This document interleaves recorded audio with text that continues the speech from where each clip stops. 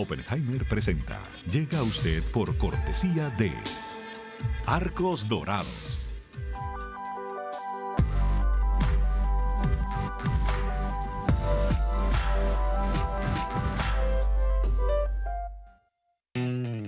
UAD es más que una universidad. Es vivir una experiencia única de aprendizaje. Es tu tiempo de vivir. UAD Experience. ¿Sabías que según un estudio de la Universidad de Oxford, casi la mitad de los trabajos actuales podrían dejar de existir en 10 años? La inteligencia artificial llegó para quedarse. ¿Cómo te va a afectar la automatización? ¿Cuáles son los trabajos del futuro? Andrés Oppenheimer te lo cuenta en su nuevo libro, Sálvese quien pueda. Y no te quedes atrás. Encuéntralo en librerías.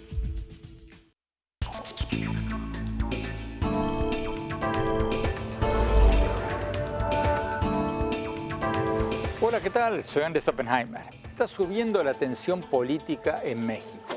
Lo que está en juego, según los críticos del presidente Andrés Manuel López Obrador, es nada menos que la supervivencia de la democracia.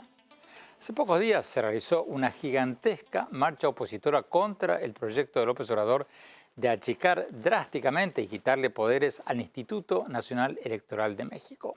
Es la agencia electoral independiente, neutral, que organiza y monitorea las elecciones en el país.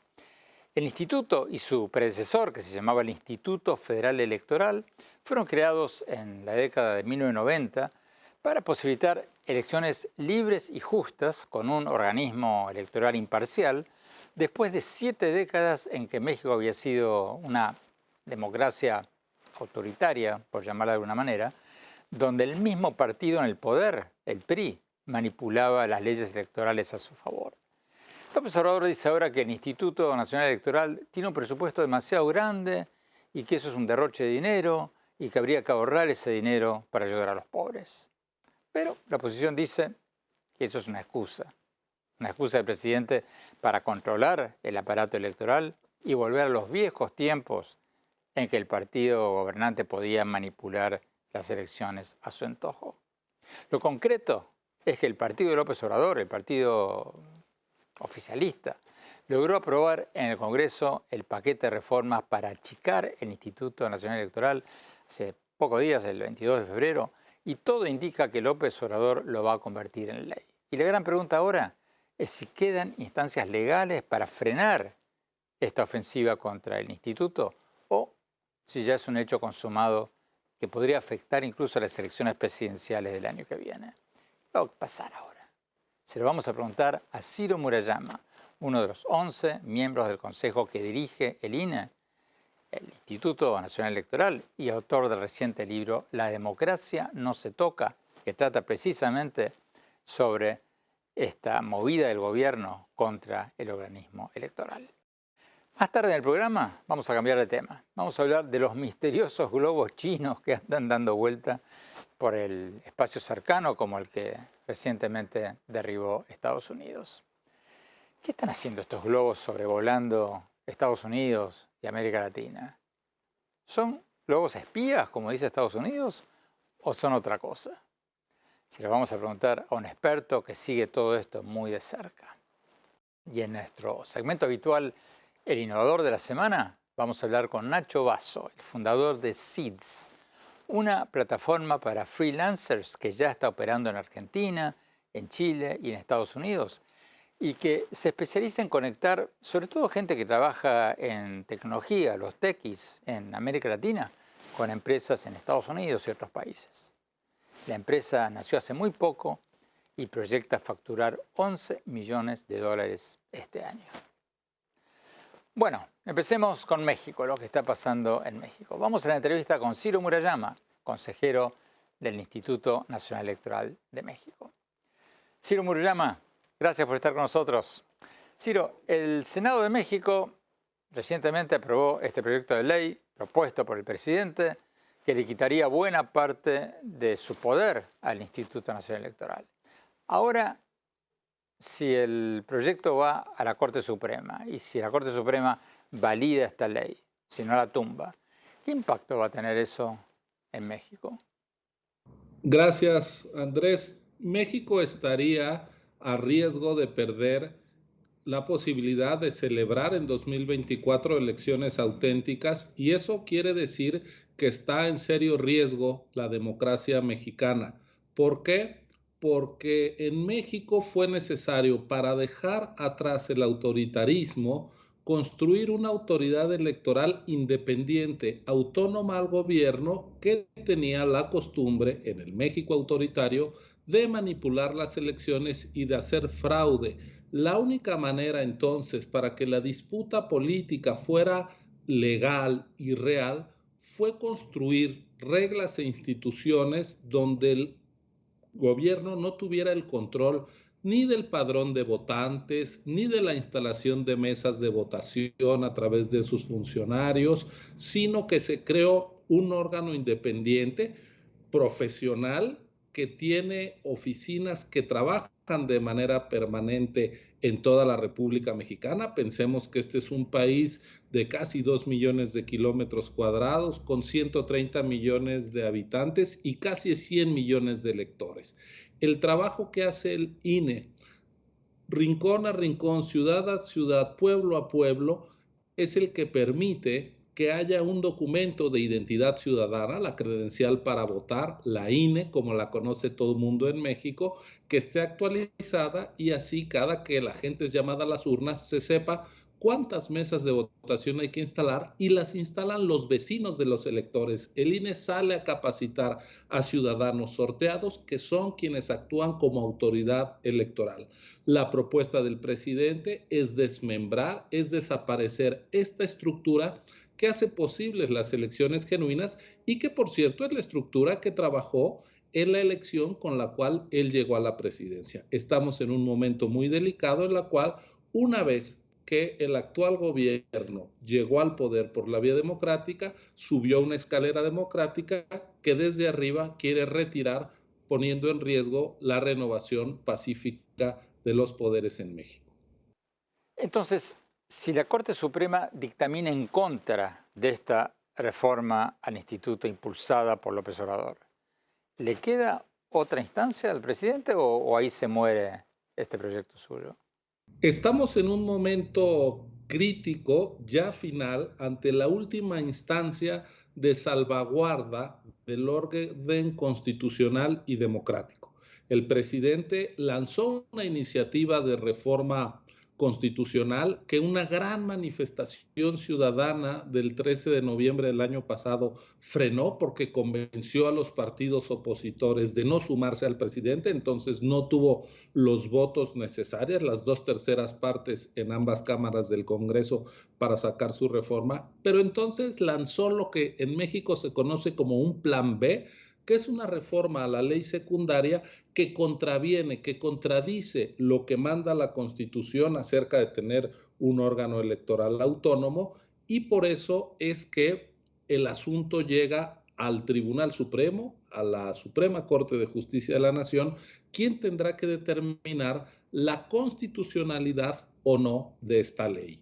Si avala la ley, tendremos pues el desmembramiento del INE, este Instituto Nacional Electoral, que es referente en el mundo para organizar elecciones con alta solvencia técnica, y si antes del 2 de junio bloquea o bien vota en contra y declara la inconstitucionalidad, o bien suspende la ley para analizarla más a fondo, México habrá librado este peligro, porque la propia Constitución mexicana señala que el proceso electoral, y la ley actual señalan que el proceso electoral empieza en septiembre de este año, y que 90 días antes no se pueden cambiar las leyes electorales.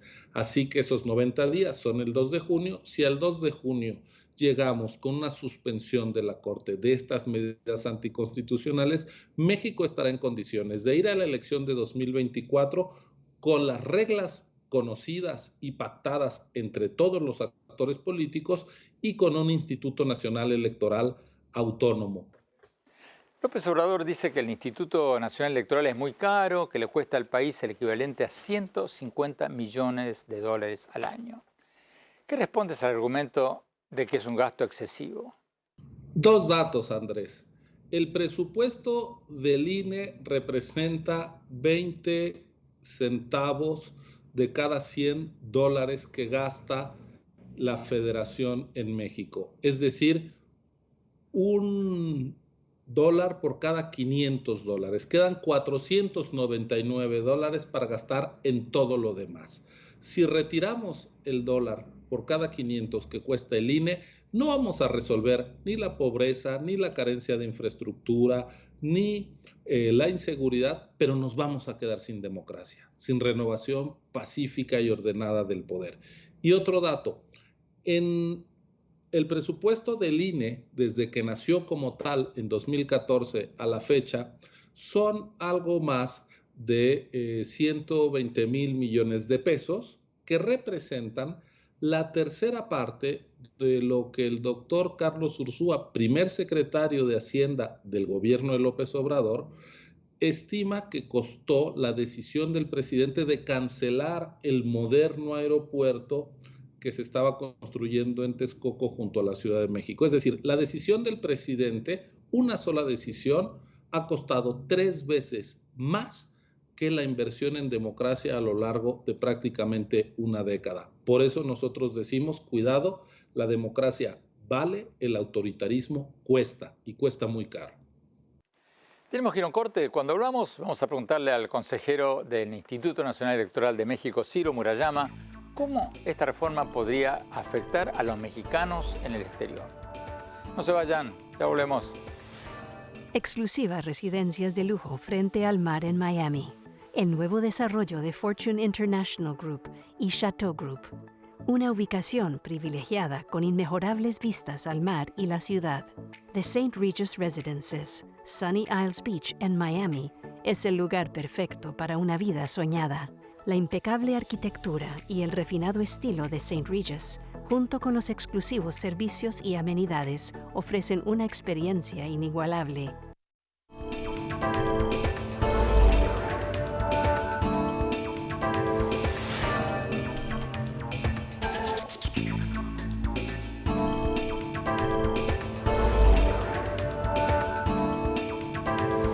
Gracias por seguir con nosotros. Estamos hablando con Ciro Murayama, el consejero del Instituto Nacional Electoral de México. El Instituto Nacional Electoral es la agencia electoral independiente y neutral que organiza las elecciones en México.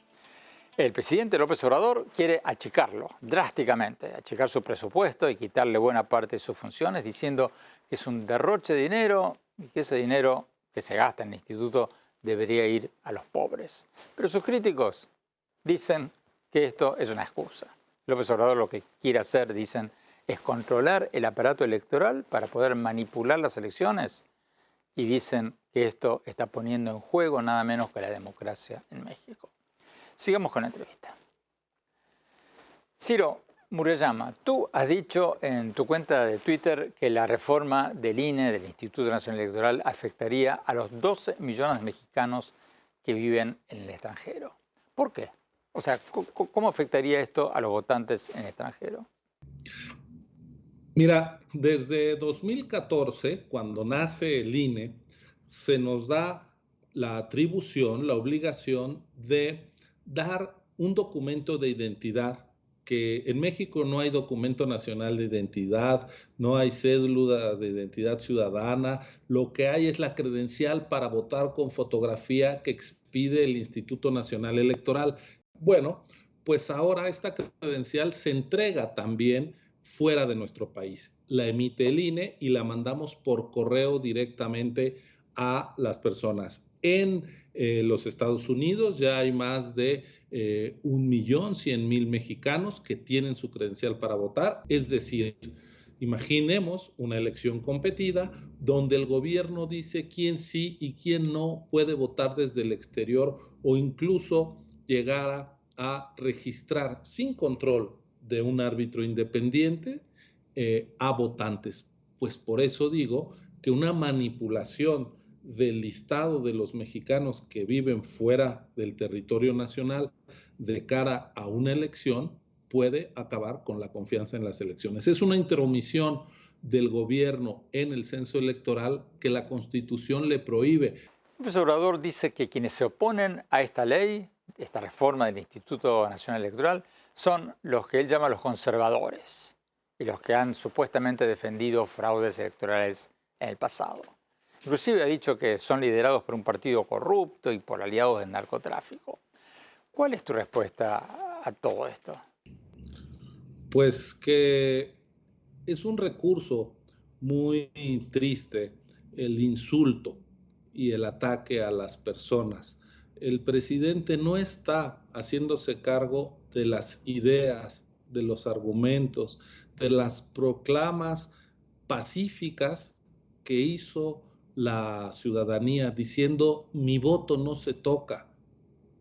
El instituto que garantiza mi sufragio debe seguir en pie. Es una exigencia que todo demócrata debería acompañar. Y a cambio, ¿qué encontramos? Descalificaciones de que todas las señoras, adultos mayores, profesionistas, trabajadores que fueron ahí, son cómplices del narcotráfico, cuando quien se refiere de manera respetuosa a quienes tienen condenas por narcotráfico en Estados Unidos es a veces el presidente, no la ciudadanía. La ciudadanía le dio un voto a López Obrador en buena medida por lo descompuesto que estaba México. Pero eso, creo yo, no le da el derecho a atacar, incluso a acusar de complicidad delincuencial a cualquier ciudadano libre que dice yo quiero seguir votando en libertad. ¿Qué pasaría si se desmantela o se achica drásticamente el Instituto Electoral y los controles para que el gobierno no favorezca a los candidatos favorecidos por el gobierno? Hay vastas zonas del territorio mexicano en donde por presencia de crimen organizado, de grupos de poder fáctico, el Estado mexicano no puede operar. Ni siquiera las fuerzas del orden entran. Pero en todos esos pueblos, en todos esos caseríos y rancherías, hay casillas que instala el INE. ¿Por qué el INE sí puede entrar? Porque el INE no hace tareas de seguridad, enhorabuena, somos una institución civil, pero permanentemente recorremos palmo a palmo todo el territorio mexicano para llevarle a la gente su credencial para votar con fotografía. Saben que nosotros estamos simplemente haciendo un servicio ciudadano. Así que cuando hay elecciones, nos permiten entrar a esos territorios, capacitar a la gente que vive en esos pueblos y que fue sorteada de acuerdo al mes en que nació y a la primera letra de su apellido, y encomendarle que sea la autoridad electoral que instale la casilla de votación, que reciba a sus vecinos, que cuente los votos. Por eso es que es tan irresponsable y tan preocupante esta reforma electoral, y por eso es tan relevante lo que tenga que hacer en las próximas semanas la Suprema Corte de Justicia de la Nación. Tenemos que ir a un corte. Cuando volvamos, vamos a preguntarle a Ciro Murayama qué va a pasar con el Instituto Nacional Electoral en pocas semanas, cuando él y otros consejeros terminan sus mandatos y tengan que irse a su casa. No se vayan, hablemos.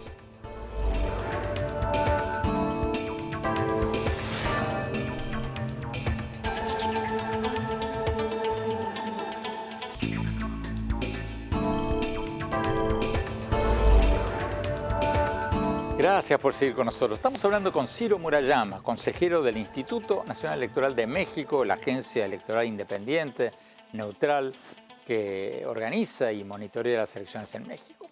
El presidente López Obrador quiere achicarlo drásticamente, quiere cortar su presupuesto y quitarle buena parte de sus funciones.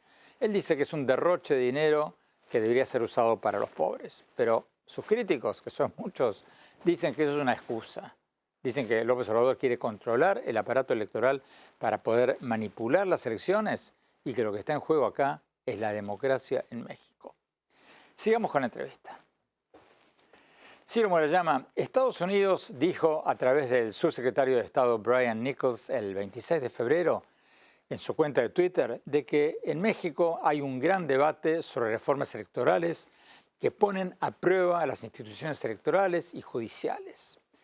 ¿Fue algo nuevo esta declaración o es algo que Estados Unidos ya venía diciendo?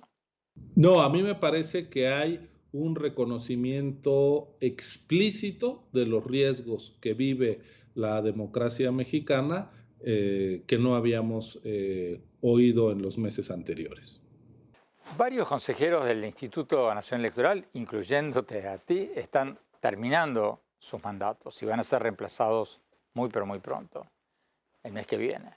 ¿Qué posibilidades hay de que sean reemplazados por consejeros oficialistas? ¿Y qué impacto podría tener eso? A ver, en efecto, se trata de un reto adicional. Aquí en el INE habemos 11 consejeros y el consejo se va renovando parcialmente cada 3 años. Tenemos mandatos de 9 años, 4 consejeros, incluyendo al presidente Lorenzo Córdoba. Terminamos el periodo constitucional para el que fuimos designados por el consenso de las fuerzas políticas en la Cámara de Diputados. En buena hora termina nuestro periodo porque cumplimos el término constitucional.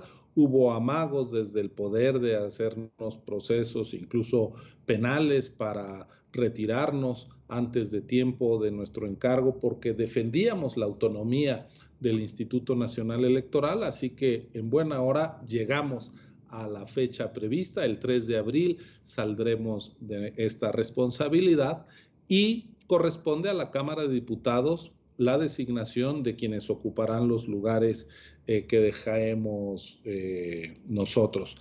La Constitución mexicana venturosamente dice que para nombrar a los consejeros se necesita al menos 2/3 partes de los votos de la Cámara de Diputados, que no tiene ningún partido y no tiene el gobierno y sus aliados, lo cual obliga a un acuerdo político, al diálogo.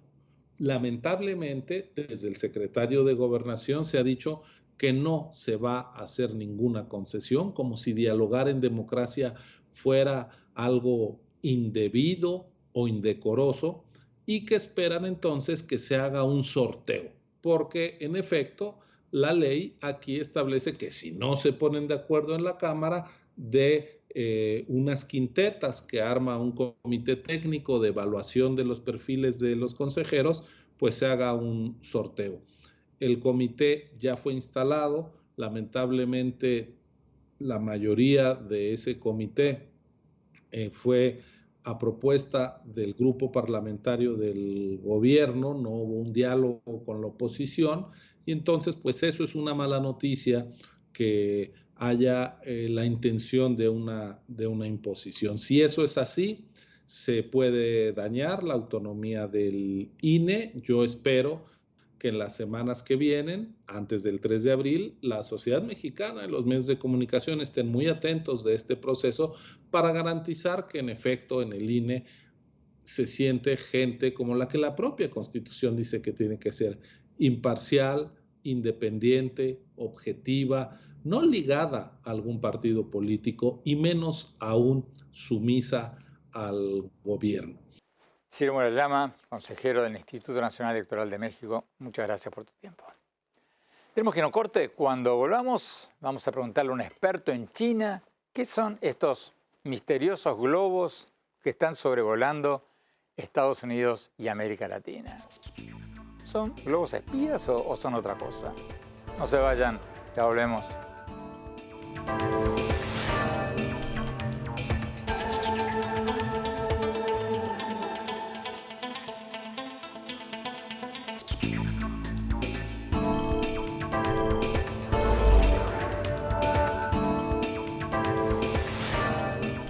Gracias por seguir con nosotros. Hace pocas semanas la noticia del derribamiento de un globo chino que sobrevolaba Estados Unidos recorrió el mundo. Y desde entonces se encontraron otros misteriosos objetos voladores sobre el espacio de Estados Unidos y de América Latina que dieron mucho que hablar. ¿Qué son estos objetos? ¿Qué buscan? Tenemos con nosotros a Evan Ellis, profesor del Instituto de Estudios Estratégicos de la Escuela de Guerra del Ejército de Estados Unidos y especialista en relaciones entre China y América Latina. Vamos a la entrevista. Evan Ellis, muchas gracias por estar con nosotros. Evan, hablemos un poco de este globo chino que Estados Unidos derribó recientemente. Si fue un globo espía, como dice Estados Unidos, ¿qué están buscando los chinos con ese globo y otros globos que habrían estado sobrevolando también América Latina en las últimas semanas? ¿Qué buscan? Bueno, en los últimos años, China y varios otros países han buscado tener una presencia en lo que es espacio cercano, esta área entre donde transitan las aeronaves y donde transitan los satélites. Y operar allá tiene ciertas ventajas de poder captar señales electrónicas no disponibles a los satélites y también cierta claridad con otras imágenes, y además es algo más flexible y además más barato que tener satélites. Entonces, parece que China tiene un programa de buscar información de los Estados Unidos en cuanto a las transmisiones y emisiones de sus instalaciones militares. O sea, muy probable que esta trayectoria sobrevolando los lugares sensibles en las Islas Aleutianas y luego estos lugares en montaña donde hay varias instalaciones nucleares y otras defensas, sería un intento quizás de captar señales y también probar la habilidad de los Estados Unidos de detectar y entender cómo responde a los Estados Unidos a esto. Entonces, parece que es tanto una prueba de su capacidad como también una prueba de las habilidades y respuestas del sistema estadounidense. Pero un satélite en el espacio no puede hacer las mismas fotos que un globo o mejores. Bueno, hay ciertos tipos de señales de radio que no llegan a donde se puede detectar satélites. Entonces, si uno quiere medir emisiones electrónicas, lo que tenía este gran globo chino de 200 pies en diámetro, es tipos de antena que no solo puede captar ciertos tipos de señales, sino también de poder hacer una geolocación de estas señales, o sea, de entender entre posición y tipo de emisiones, podría ya tener mucha información sobre las transmisiones nuestras, hasta posiblemente transmisiones, captar transmisiones de datos de comunicación, si lo podría descifrar. Usted sigue muy de cerca las actividades militares chinas en América Latina y en otras partes del mundo. ¿Hay un aumento de las actividades militares chinas en la región o son especulaciones?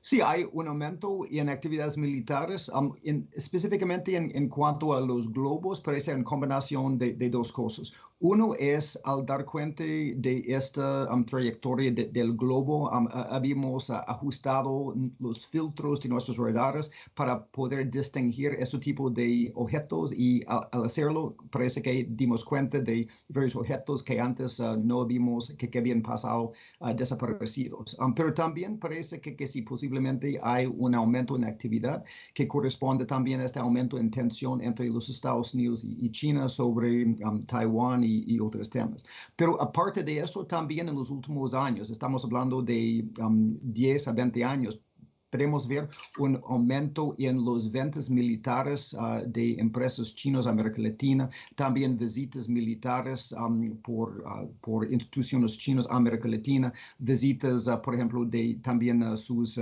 buques, sus fregatas y también su buque hospitalario que ha visitado 3 veces la región en esta última década. Evangelis, muchísimas gracias. Tenemos que ir a un corte. Cuando volvamos, vamos a nuestro segmento habitual, El Innovador de la Semana. Vamos a hablar con alguien que le va a interesar a muchos.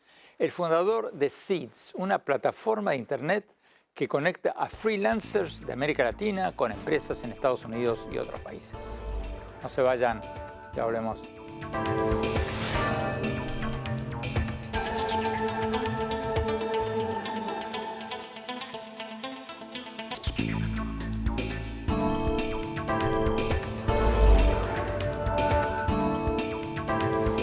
Gracias por seguir con nosotros. Vamos a nuestro segmento habitual, El Innovador de la Semana. Hoy vamos a hablar con Nacho Basso, el fundador de Seeds, una plataforma para freelancers que ya está operando en Argentina, Chile y Estados Unidos y que se especializa en conectar gente que quiere hacer trabajo freelance en América Latina con empresas de Estados Unidos y otros países. La empresa nació hace muy poco, reporta haber facturado $4.5 millones el año pasado y proyecta facturar $11 millones este año. Vamos a preguntarle qué pueden hacer los freelancers para conseguir trabajo en otros países. Vamos a la entrevista. El innovador de la semana es presentado por falabella.com, un nuevo punto de partida. Nacho, muchas gracias por estar con nosotros. Nacho, la plataforma de ustedes, Seeds, es para gente que busca trabajo freelance. Pero, ¿en qué se diferencia de Upwork.com o Fiverr.com o Freelancer.com o tantas otras que tienen millones de usuarios freelancers que buscan trabajo con empresas en todo el mundo? Bueno, primero Andrés, muchas gracias por el espacio y por tenernos acá. Bien, como vos decís, existen un montón de plataformas por ahí para brindar oportunidades a trabajadores independientes, pero creo que una de las grandes diferencias de Seeds, por un lado, es que hacemos un foco en la creación de una comunidad y en darle verdaderamente un sentido de pertenencia y tratar de darle mucho más que solo trabajo a las personas que sean parte de esta comunidad. Por ejemplo, a través de Seeds pueden acceder a beneficios, pueden acceder a un montón de otras experiencias para sentirse también que están por ahí haciendo un camino y que son parte de algo mayor. Y por el otro lado, hacemos mucho hincapié también en hacer un proceso de validación de todos los profesionales que aplican a nuestra plataforma. Entonces, lo que pasa cuando un profesional se registra en Seeds es que nosotros validamos todas las habilidades que tienen, tanto en lo técnico como en lo cultural o por ahí en habilidades más blandas, y lo que se logra hacer es determinar un buen perfil de personas que podemos dar certeza de que tienen capacidad de trabajar en esta modalidad y que van a generar un resultado rápido y que se van a adaptar rápido a ir trabajando en diferentes compañías, que es un poco la modalidad que nosotros proponemos. Si entendí bien lo que vi en la página de internet de ustedes apuntan a freelancers más calificados que otras plataformas. ¿Esa es una diferencia? En un punto sí, intentamos apuntar a ese perfil de profesional senior por ahí con ciertos años ya de experiencia de trabajo. Danos por favor algunos ejemplos concretos. Por ejemplo, lo que se llama hoy en día una carrera de científico de datos, por ejemplo, que son personas que se especializan en administrar múltiples datos, sacar información y hacer análisis de eso. Un científico de datos puede tranquilamente registrarse en la plataforma de Seeds. Una vez que se registre, va a ir durante todo un proceso de validación, donde se le va a hacer como exámenes en algún punto técnicos para determinar el nivel de conocimiento que tienen y también algunos, pruebas o assessment más culturales para identificar también el aspecto más de la personalidad. Usando toda esa información, luego después vamos a compañías que están en el mercado quizás buscando talento y le decimos, mira, nosotros tenemos este talento disponible hoy acá y lo tenemos bien identificado y lo tenemos para que inicie rápido, como llamamos nosotros, on demand en tu compañía. Entonces, hacemos ese match entre las dos partes. Nacho, ¿quién paga? O sea, yo me ofrezco para hacer un trabajo freelance y ¿me pagan ustedes o me paga el empleador o quién?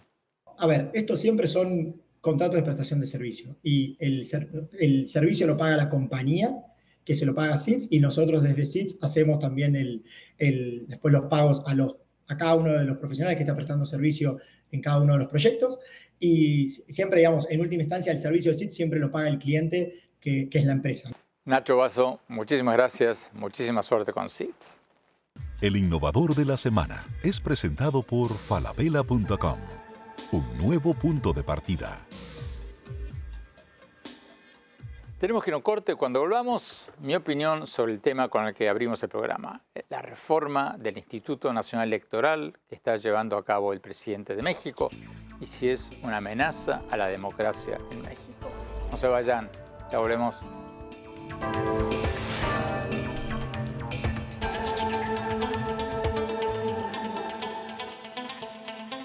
En falabella.com la calidad la dejamos en manos de expertos. Creo que hemos encontrado el Santo Grial 3.0.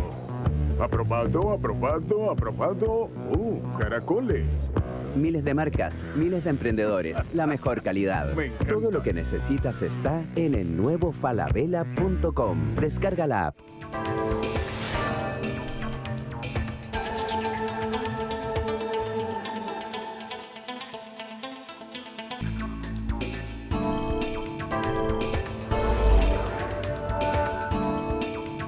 Gracias por seguir con nosotros. Mi opinión sobre el tema con el que abrimos el programa de hoy, la ofensiva del presidente de México, Andrés Manuel López Obrador, contra el Instituto Nacional Electoral. Es la agencia independiente, neutral, que organiza las elecciones en México y supervisa el conteo de votos. López Obrador dice que el instituto tiene un presupuesto demasiado alto y quiere cortarlo drásticamente. La oposición dice que eso es una excusa del presidente para desmantelar el instituto, tratar de controlar el aparato electoral y manipular elecciones. Hace pocos días, tras la enorme marcha opositora del 26 de febrero en Ciudad de México para pedir que no se toque al instituto, que no se hagan estos cortes presupuestarios, Estados Unidos dijo que apoya las instituciones electorales independientes en México que ayuden a fortalecer la democracia. Y López Obrador al día siguiente obviamente no le gustó nada de eso y acusó al Departamento de Estado de Estados Unidos de entrometerse en los asuntos internos de México. ¿Es válido ese reclamo de López Obrador? Cuando el propio López Obrador se ha metido muchas veces en los asuntos internos de Estados Unidos, como cuando visitó al expresidente Trump en plena campaña electoral, o cuando propuso derribar la Estatua de la Libertad si Estados Unidos condenaba al activista Julian Assange, o como cuando el presidente de México se entromete en los asuntos internos de países latinoamericanos, como muy recientemente Perú. Hace pocos días, López Obrador cuestionó la legitimidad de la presidenta constitucional de Perú, Dina Boluarte, elegida por el Congreso siguiendo la sucesión prevista en la Constitución, después de que su antecesor, Pedro Castillo, intentara un golpe de Estado. El tema de la intervención en los asuntos internos no puede ser usado por los presidentes como un comodín que pueden usar cuando les conviene e ignorar cuando no les conviene. Es un concepto válido cuando se trata de intervenciones militares, pero no cuando se trata de declaraciones para defender la democracia. En las Naciones Unidas los países hacen declaraciones todo el tiempo sobre cosas que pasan en otros países, como cuando los países votan para condenar las ejecuciones en Irán o las condenas a los presos políticos en Venezuela, o incluso cuando en las Naciones Unidas la gran mayoría de países vota en contra de Estados Unidos para que cambie su ley interna que prohíbe comerciar con Cuba. Hay un principio establecido de la no interferencia, eso es cierto. Pero también es cierto que hay un principio establecido de la no indiferencia. Y como decíamos recién, ¿es congruente que López Obrador acusa a otros de interferencia mientras él se mete en los asuntos internos de otros? ¿No es una hipocresía política total? Los dejo con esa pregunta. Se nos acabó el tiempo. Los invito a visitar mi blog en la página de internet andresopenheimer.com. Síganme en mi Twitter, @OppenheimerA, en mi página de Facebook, Andrés Oppenheimer, y en Instagram, en Andrés Oppenheimer Oficial. Gracias por acompañarnos. Hasta la semana próxima.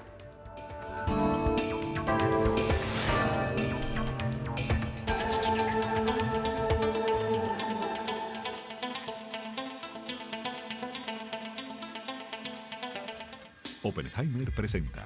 Llega a usted por cortesía de Arcos Dorados.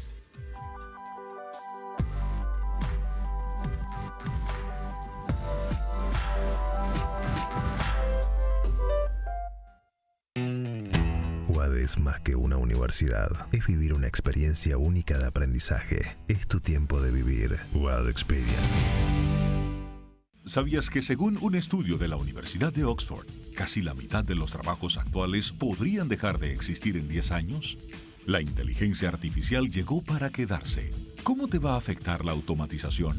¿Cuáles son los trabajos del futuro?